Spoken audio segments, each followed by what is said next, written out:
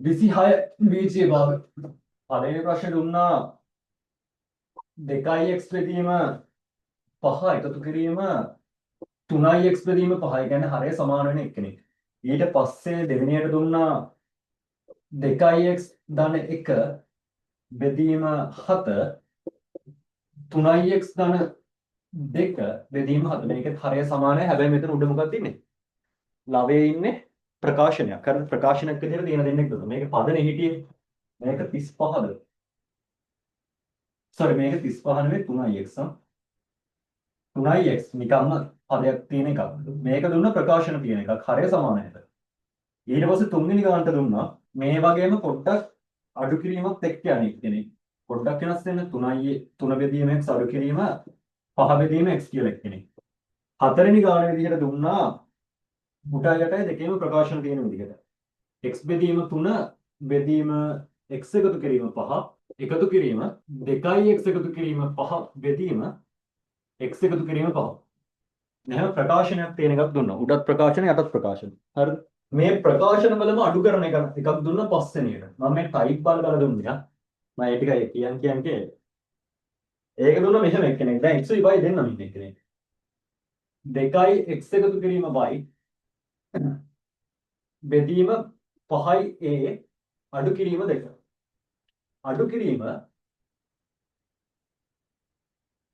5යි x අඩු කිරීම y බෙදීම 5යි අඩු කිරීම 2. මේකේ හරය සමානයි. ඔයාලට තියෙන හරය සමානයි. හරය කියන්නේ යට කොටසනේ. මේ යට එක්කෙනා සමාන කට්ටිය තමයි ඉන්නේ. ඊළඟ අවුරුද්දේදී මේක යටත් සමාන නැති කට්ටිය ඉන්නවා. හයවෙනි ගාන. මම මෙතෙන් දෙන අයද මාලා මුලින් ඉඳන් කියලා දෙන්නම් නයිසෙත් එක. හයවෙනි ගාන විදිහට දුන්න එක්කෙනෙක් මෙන්න මෙහෙම කෙනෙක්. m බෙදීම m එකතු කිරීම n අඩු කිරීම වාරයක් m අඩු කිරීමෙන් බෙදීම m එකතු කිරීමෙන් වාරයක්ම ආයත් අඩු කිරීම m අඩු කිරීමෙන් මම මේක දුන්නේ නම් මේකේ අර ඍණයි ධනයි මාරු වෙන විදිහ ඒක වෙනුවෙන් තමයි මම මෙන්න මේ ගාන දුන්නේ. හරිද? ඒක තමයි 6 වෙනියට දුන්න ගාන. හරි හරි. හරි. n යම් පළවෙනිකට පේනව නේද? පළවෙනි එක මොකද කරන්න තියෙන්නේ? කිසි දෙයක් කරන්න නැහැ. හැයි හරය සමානයි. මේ භාගනේ භාගවල අපි බලන්නේ මෙච්චරයි. භාග එකතු කරද්දී හරි අඩු කරද්දී හරි ඒකේ යට කෙනා. යට කෙනා කියන්නේ හරය. හරය අනිවාර්යෙන් සමාන වෙන්න ඕනේ. ඒක බීජීය ප්‍රකාශනයක් වුණත් එකයි. සෝරි නිකම් භාගයක් වුණත් එකයි බීජීය භාගයක් වුණත් එකයි. මෙතන පහට පහ ඉන්නවා. ප්‍රශ්නයක් නැහැ. එහෙනම් හරයේ තියෙන කෙනා හරයමයි. පහම තමයි. උඩ දෙන්න එකතු කරන්න. එකතු කරන්නේ නෙමෙයි. 2x 3x. මෙතන x කැලේ 2යි මෙතන x කැලේ 3යි. ඔක්කොම x කැලේ 5යි. එහෙනම් ඔයා දානවා මේක 5x කියලා. මෙතනින් ගාන ඉවරද? නැහැ. ඇයි? ඔයාට භාග ගැටලුවකදී සුළු කරන් ගිහින් අන්තිම උත්තරයට පස්සේ ඒක තවත් සරල කරන්න පුළුවන් නම් සරල කරන්න ඕනේ. ඒ කියන්නේ උඩයි යටයි කවුරු හරි පොදු සාධකයක් ඉන්නවා නම් පොදු සාධකයෙන් කපලා දාන්න. මෙතන පොදු සාධකේ 5නේ. මම උඩිනුත් 5ක් අයින් කරා යටින් 5ක් අයින් කරා. උඩයි යටයි 5ව අයින් කරා. දැන් කවුද උත්තර එහෙනම්? x විතරයි. ඔයාගේ අන්තිම උත්තරය x විතරක් කියලා තියෙන්න ඕනේ. මේක මොකද වෙන්නේ? මේකෙත් හරය සමානයිනේ. 7ට 7 ඉන්නවා. මේව එකතු කරා. එහෙනම් කෙලින්ම ලියලා දාන්න. 7 වාරයක් යට 7 ඉන්නවා. උඩින් කවුද? 2x එකතු කිරීම 1. 2x එකතු කිරීම 1. මෙතනින් එකතු කිරීම වාරයක් 3x එකතු කිරීම 2. මේ ටික නිකන් එකතු කරලා දාන්න. එකතු කරමු. යට 7 ඉන්නවා වෙනසක් නැහැ. දැන් මෙතනදී ගන්න මොකද්ද? සමජාතීය පද තමයි එකතු කරන්න පුළුවන්. like terms කියලා කියනවා. එක වගේ පද. මේකේ මෙතන ඉන්නේ x කෑල්ල. මෙතන ඉන්නේත් x කෑල්ල. එක જાතියක්. මෙතන ඉන්නේ මෙන්න මෙහෙම දාන්නේ සංඛ්‍යාවක් ඉලක්කමක්. මෙතන ඉන්නේ ඉලක්කමක්. බීජීය පදවලට බීජීය පද එකතු කරන්න සංඛ්‍යාවලට සංඛ්‍යා එකතු කරන්න. මෙතන 2x මෙතන 3x 2x එකතු කිරීම 3x ඔක්කොම 5x. සංඛ්‍යා ගත්තොත් 1 එකතු කිරීම 2 1යි 2යි ඔක්කොම 5යි. සෝරි 1යි 2යි ඔක්කොම 3යි. මේ තමයි වගේ උත්තරය. හරිද? එතන මම හිතනවා අලුත් කැලලක් ඉගෙන ගත්තා කියලා. එක සමජාතීය පද ගන්න. එන්න තුන්වෙනි ගානත් අරගන්න තමයි. හැබැයි වෙනස මොකද්ද? මෙතන අඩු කිරීමක් තියෙනවා. මම ඍණ උත්තරයක් වෙන විදිහට හැදුවේ. හරය තමයි බලන්න. xx ප්‍රශ්නයක් නැහැ. හරිද? බීජීය පදය උඩ හිටියත් එකයි යට හිටියත් එකයි. මොකද වෙන්න ඕනේ? යට ඉන්න හරය සමාන වෙන්න ඕනේ. මෙතන හරය ඉන්නේ x සමානයි. එහෙනම් x ම තමයි. 3 අඩු කිරීම 5. ලියන්න. 3 අඩු කිරීම 5.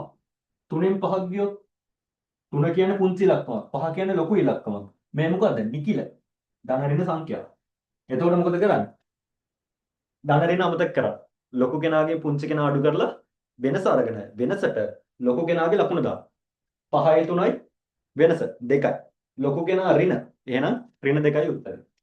උඩින් එනවා ඍණ 2 වාරයක් ඍණ 2යි x. sorry ඍණ 2 බෙදීම x. ඒ තමයි උත්තරය. හරිද? ඔය නිකිල සුළු කරන්න බැරි නම් මොකද කරන්නේ? මේ 3 අඩු කිරීම 5 දෙන්න වෙනස් දෙන්නේ. ඒ නිසා මොකද කරේ? මෙහා දාන මෙහා ඍණ දෙන්නගේ වෙනස ගත්තා 2යි. ලොකු කෙනා 5 5ේ ලකුණ ඍණ. එහෙනම් 2 දාලා 5ේ ලකුණ ඍණ කියලා දාන්න ඕන. ඍණ. එතකොට ඍණ 2යි උත්තරය. ඍණ 2 බෙදීම x. මේකත් ප්‍රකාශනයක්. මේකත් අර විදියට කරමු.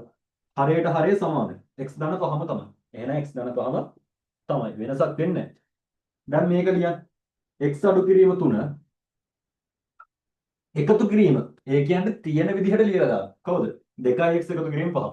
එකතු කිරීම 2x එකතු කිරීම 5.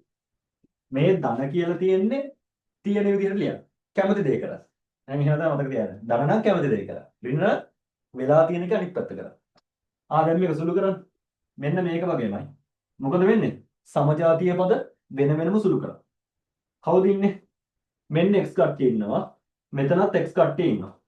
x එකතු කිරීම 2x. මේ 2x ඉස්සරහා ලකුණු ධනනේ. ඒ කියන්නේ එකතු කරන්න කියලා කියන්නේ.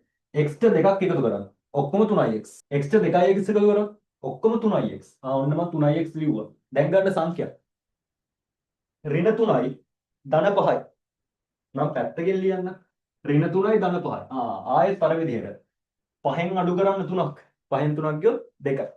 එහෙනම් උත්තරේ කොහොමද? 2යිනේ. එහෙනම් ධන 2යි. ඍණ කියලා කියුන්නේ නැහැ 2යි. යටින් x ධනම ගහමු තමයි.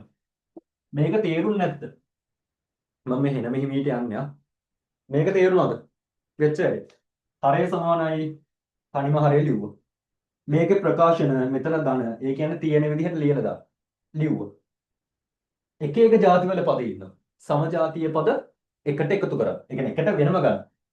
x ඉන්නවා මෙතනත් ඉන්නවා x. මෙතන x කැලි 1යි මෙතන x කැලි 2යි. හැබැයි ලකුණ ධන එකතු කරන්න කියලා කියන්නේ.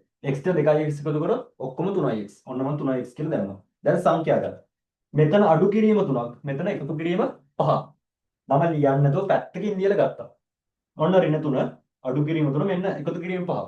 5 අඩු කිරීම 3නේ. මේ පැත්තට නේ අනිත් පැත්තට කිව්වොත් 5න් 3ක් අයින් කරා. 5න් 3ක් ගියොත් 2යි. ඒ කියන්නේ ධන 2යි. දැන් මේකම මෙතන ඍණ තිබ්බොත් මොකද වෙන්නේ? අන්න තවත් එකක්. මේ ගානව තමයි. හැබැයි මෙතන ඍණ වෙද්දී මොකද වෙන්නේ කියලා. දැන් චුට්ට දැන් ඇඩ්වාන්ස් කරන්න යන්නේ. මොකද කරන්නේ?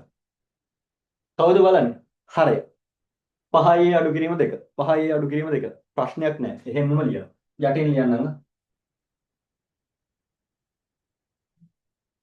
5යි අඩු කිරීම 2. මෙයා ප්‍රශ්නයක් නැහැ. 2x අඩු එකතු කිරීම y. ඔන්න ලිව්වා. ප්‍රශ්නයක් නැහැ ඒක. දැන් මොකද වෙන්නේ? මෙතන ඉන්නේ කවුද? ඍණක් ඉන්න. ඍණක් තිබ්බොත් මොකද කරන්නේ? කැමති දේ නෙමෙයි අකමැති දේ. වෙන්න දෙන එක අනිත් පැත්ත කරන්නේ. මෙතන 5 ඉන්නවා. එයාට ඍණ දාන්න. ඍණ 5යි y. 5x. මෙතන ඍණේ ඉන්නවා. එයාගේ අනිත් පැත්ත කරන්න ඕන. එහෙනම් ධන y. ඔය මතක තියාගන්න ක්‍රම දෙකක් කිව්වේ. සමහර වෙලාවට ඉස්කෝලේ කියන්නේ මෙතෙන්ට වරහණක් දාලා කරන්න කියලා. හරි. එහෙම කරගෙන යන්න. වෙලාව ඉතුරු කරගන්න ඕන නම් මෙන්න මේක හිතාගන්න. මෙච්චරයි. ඍණයි ධන. ඍණයි ධන. ඍණයි ආවොත් අන්තිම උත්තරේ ධන වෙනවා. ඍණයි ධන. හරිද? ඉතින් මම මේක කරා මේ ඍණ මේ 5ටත් අයිති, මේ ඍණ මේ ඍණ y ටත් අයිති. මේ ර්ණ මේ 5x ට දැම්මොත් ඍණ 5x. මේ ඍණ මේ ඍණ y ට දැම්මොත් අන්න ඍණයි දෙපාරක් කියුණා. ඍණයි ධන. ධන y කියලා එනවා. හරිද? හරිද? ඒක හදාගන්න පුළුවන්ද? තේරුණාද? නැත්තම් එහෙම නැත්තම් හරිද? එහෙම නැත්තම් ආ වරහණක් දාලා ලියන්න. මම මේ පේලිය විතරක් මෙතනින් ලියනවා. ඍණ වාරයක් 5x අඩු කිරීම y. පස්වා මේ ඍණ එක අතුලට දාන්න. මම මේ වැඩේම තමයි එකපාර කරේ. මොකද වෙන්නේ? ඍණ 5x මෙතන ඍණයි ධනවයි. අර ඒක තමයි එකපාර මෙතනින් හරි ඊතල අරන් පෙන්නලා මං ඔලුවට දාගත්තේ. හරිද? එහෙම බැරනම් බරහනක් දාලා පියවරකින් එන්න. නම් කෙලින්ම දැම්මා. මෙතන ඍණ මේ දෙන්නටමයි. ඍණ 5න් දැම්මොත් ඍණ 5යි x. මේ ඍණ y ට දැම්මොත් ඍණයි ධනවයි. හරිද? තේරුණාද? හරිද? අහන්න ප්‍රශ්න තියෙනවා අහන්න. තේරුම් නැත්තම් කියන්න. ආයෙ කියලා දෙන්න. හරිද? ඕක උත්තර මේ බීජ ප්‍රකාශන කියන එකේ බීජ භාග කියන එකේ ඕක තමයි තියෙන්නේ. ඍණ ධන මාරු වෙන එක දැනගන්න ඕනේ. හරය සමානයි ඔයාලට ප්‍රශ්න නැහැ. ආයෙ කියලා දෙන්න ඕනේද? තේරුම් නැත්තම් බය නැතුව කියන්න. තේරුම් නැහැ කියලා ආයෙ කියලා දෙන්න. මම මෙතෙන්ට උත්තරය ගන්නන්න. යට ඉන්න 5යි අඩු කිරීම 2.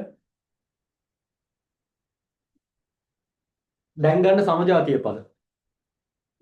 ආයෙ කියලා දෙන්නකෝ. හරි. කියලා දෙන්න ඕනේ මේක අර මාරු වෙච්ච තැනනේ.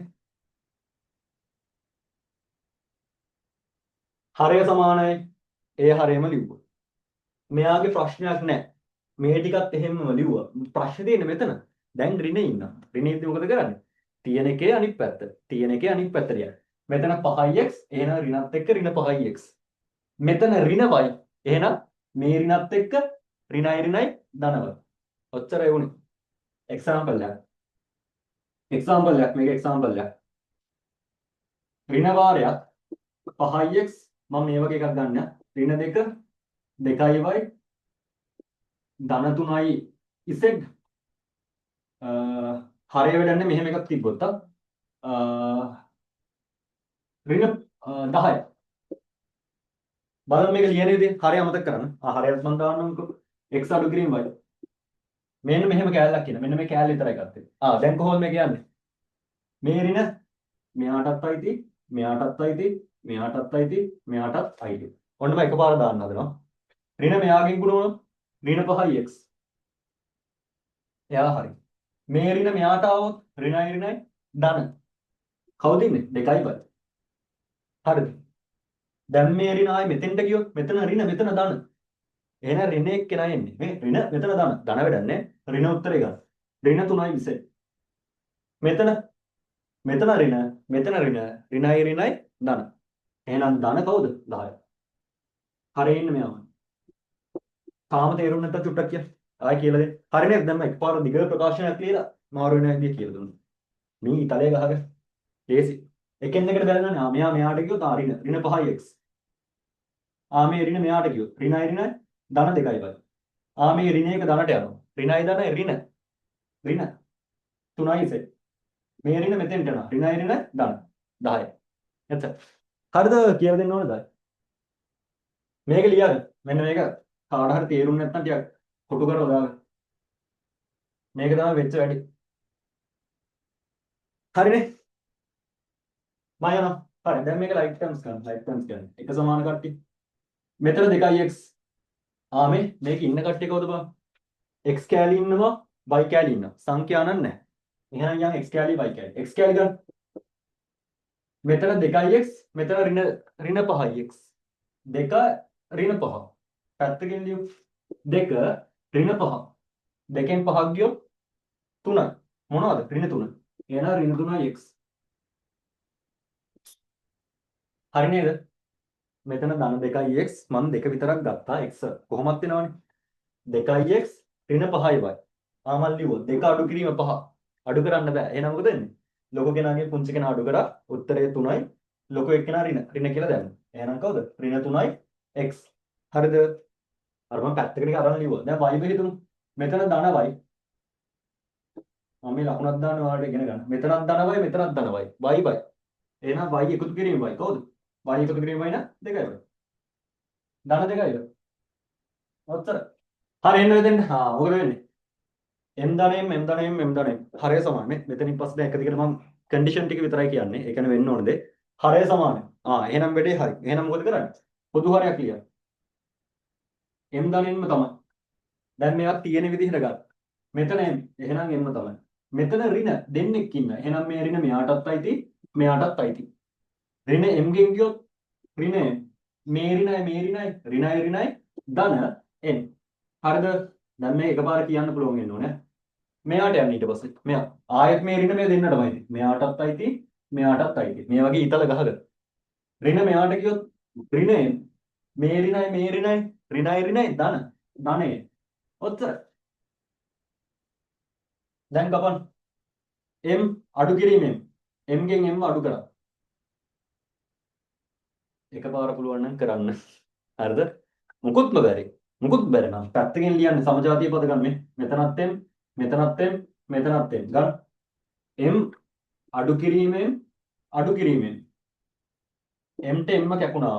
තව m කෙනෙක් ඉතුරුයි. මොනෙන්ද? ඍණ m කෙනෙක් ඉන්නේ. එහෙනම් මෙතන ඍණ m. දැන් n ගන්න. n එකතු කිරීමෙන් පැත්තකින් ලියමු. n එකතු කිරීමෙන් n 2යි. කවුද 2යි? ඊට පස්සේ ඉන්නේ එහෙනම් ධන 2යි. යට හරිය ලියන්න. n එකතු කිරීමෙන්. මම මෙහෙම දුන්නේ මුකුත්ම බැරි නම් හරිද? සමජාතීය පද එකපාර හිතා ගන්න බැරි නම් වෙනම ලකුණක් ගහගෙන පැත්තකට යනවා සුළු කරනවා. m අඩු කිරීමෙන් m අඩු කිරීමෙන් මේ ඍණ m ලිව්වා. m ට m කැපුණා. ධන m ගෙන් m කැපුණා. m අඩු කිරීමෙන් කැපුණා. තව ඍණ m කෙනෙක් ඉතුරුයි. එයාව ලිව්වා. n එකතු කිරීමෙන් මේ ධන n ට m එකතු කරා 2n. එයාව ලිව්වා. උත්තරය හරි නේද? 5x 5x ධන 1 5x ධන 1 5x ධන 1 බැලුව බැලමට හරිය සමානයි. එහෙනම් ප්‍රශ්න නැහැ. කෙලින්ම ඉරක් ගන්න 5x ධන 1 5x ධන 1 දැන් මේවා ටික ලියන්න. මෙයා මෙහෙම ලියන්න ප්‍රශ්නයක් නැහැ. 2x අඩු කිරීම 3. මෙයා ධන. එහෙනම් මේ තියෙන කෙනා ඒ විදිහට ලියන්න. ප්‍රශ්නයක් නැහැ. වෙන්න තිබ්බොත් ප්‍රශ්නේ. ධන 3x ධන 4. දැන් මෙතන ඍණ 4 දීප කියන්නකෝ. එහෙනම් මෙතෙන්ට ලියෙන්නේ ඍණ 4. හරිද? ධන තියනවා කියන්නේ තියෙන විදිහට ලියන්න කියලා කියන්නේ. හරිද? දැන් මෙතන ධන 4 තිබ්බේ. ඒ නිසා ධන 4. මෙතන ඍණ. අන්න එතන තමයි වෙනස් වෙන්නේ. මෙයාටත් අයිති මේ ඍණ, මෙයාටත් අයිති මේ ඍණ. දැන් ප්‍රශ්න නැහැ. ඔයාලා බය නැහැ මේක. වරහන්දාර සෙල්ලම් කරන්න ඕනේ නැහැ. කෙලින්ම දන්නවා. මෙතන ඍණ. මෙයා මේ x ට ගියොත් ඍණ x. ඒ කියන්නේ මේ ලකුණු මෙහෙම යනවා. මේ ඍණ මෙයාට යනවා. ඍණයි ධන. ඒ කියන්නේ මේ ඍණ අකුර මේ ඍණ අකුරට එනවා. මෙයා නිකන් අනිත් පැත්ත හැරෙනවා. මෙහෙම වෙනවා. ඊට පස්සේ එකතු වෙනවා. මෙහෙම වෙනවා. ඒ වගේ. හරිද? මේ ඍණයි ධන දෙක. ඔන්න මේ පියවරත් හරි. අන්තිම පියවර මොකද්ද? සමජාතීය පද ටික අරගත්තොත් ඒක සුළු කරා. n x කියලා හිතන්න. මම වගේ දැන් මෙහෙම ඊතල ගහන්න ඕනේ නැහැ. මම මේ ඔයාලට තේරෙන්නේ නැත්නම් අර බලන්න පෙන්නන්නේ නැහැ. ඔයාලගේ සිස්ටම් ක්‍රමය අල්ලගන්න. දැන් මෙහෙම පොත් බබලාගේ කරන්න ඕනේ නැහැ. මම මේ කරන්නේ බැරිම නම් කියලා බලන්න. 2x මෙතනත් x කෑල්ලක් ඉන්නවා මෙතනත් x කෑල්ලක් ඉන්නවා. මම පැත්තෙන් ලියන්න. එකපාර ඔයාලා හරිය වෙද්දි මෙන්න මෙහෙම කරන්න ඕනේ. හරි. x කෑල්ල ටික මෙහෙම හොයාගෙන 2x 3x එකතු කරොත් 2 3 5යි 5x එකෙන් එක්කෙනෙක් අයින් කරනවා. එහෙනම් 5න් එකක් ගියොත් 4x. එහෙම එකපාර දාන්න පුළුවන් ඒක. හරිද? දැන් මට එහෙම බෑනේ මට පුළුවන්. හරි නිකන් එහෙම කරන්නේ. ඊට පස්සේ අනිත් එක සංඛ්‍යා. දැන් මේ ඊතල බෙදලා නැති කට්ටිය. මෙතන ඍණ 3 මෙතන ධන 4. ඍණ 3යි ධන 4යි. 4න් 3ක් අයින් කරා. 1යි. අන්න මම අතේ මතක තියාගත්තා. 1යි. ඒ 1යි මෙතන දෙකක් එකතු කරා. 1යි 2යි 3යි. එහෙනම් මෙතන ධන 3. බෙදීම 5x එකතු කිරීම 1. හරි. 2යි මොඩු කිරීම 1 2යි හරය සමාන. එහෙනම් යාම ලිය. 2යි m අඩු කිරීම 1. දැන් තියෙන විදිහට ගන්න. මෙයා මෙහෙම ලියන්න. 8යි m අඩු කිරීම 1. මෙන්න මෙතන අන්න ප්‍රශ්නයක් තියෙනවා. ඍණ. එහෙනම් මේ ඍණ මෙයාටත් අයිති මෙයාටත් අයිති. ඍණ 5න් ගාට ආවොත් ඍණ 5යි. මේ ඍණ මෙතෙන්ට ගියොත් ඍණයි ධනයි ඍණ 2. හරි නේද? ඍණයි ධන වෙන්නේ ඍණයි ධනයි නම් ඍණ. මෙතන ධන. ඒ කියන්නේ මේ තියෙන විදිහට ලියන්න. 3යි m අඩු කිරීම 1. දැක්කද? තියෙන විදිහට ලිව්වේ. තියෙන විදිහට ලිව්වා එච්චර. ඔය හිතන්නේ නැහැ වැඩි. මේකත් දාන්න හදන කට්ටිය. එහෙම දාන්නේ නැහැ. ඍණ තිබ්බොත් තමයි අර ප්‍රශ්නේට ධන තිබ්බොත් තියෙන විදිහට ලියන්න. එච්චරයි. දැන් මේක සමජාතීය පද ගන්න. මෙතන m ඉන්නවා, මෙතනත් m ඉන්නවා, මෙතනත් m ඉන්නවා. 8යි m අඩු කිරීම 5යි. 8කින් 5ක් ගියොත් 3යි. ඔන්න මම මතක තියාගන්න. ධන 3යි. ඒ 3ට තව 3ක් එකතු කරා. 6යි. එහෙනම් ධන 6යි. 6යි. ඉස්සරහට ධන ලියන්න ඕනේ. දැන් සංඛ්‍යා හිතන්න. ඉලක්ක. ඍණ 1, ඍණ 2, ඍණ 1. ඔක්කොම ඍණ ඉන්නේ. ඍණ 1යි, ඍණ 2යි ඔක්කොම ඍණ 3යි. ඒ ඍණ 3ට තව ඍණ එකක් දානවා. ඔක්කොම ඍණ 4යි. යටි ඉන්නේ 2යි අඩු කිරීම 1. මේ එකපාර කරන දේ. එහෙම බැරනම් පැත්තකින් ලියන්න බය වෙන්න එපා. මේ ඍණ 1, ඍණ 2, ඍණ 1. ගිහින් ඍණම පුරවන. ඍණ කොට වැඩි වෙනවා. ඔයා කඩේකට එකක් නැහැ. ආයෙ දෙකක් ණය වෙනවා. ආයෙ එකක් ණය වෙනවා. ඔක්කොම ණය කියද? 1යි මේ 2යි 3යි මේ 1යි 4යි. ඍණ ණය 4යි. ණය 4යි කියන්නේ ඍණ 4යි. හරිනේ? සිලබ මේ පාඩම ඉවරයි.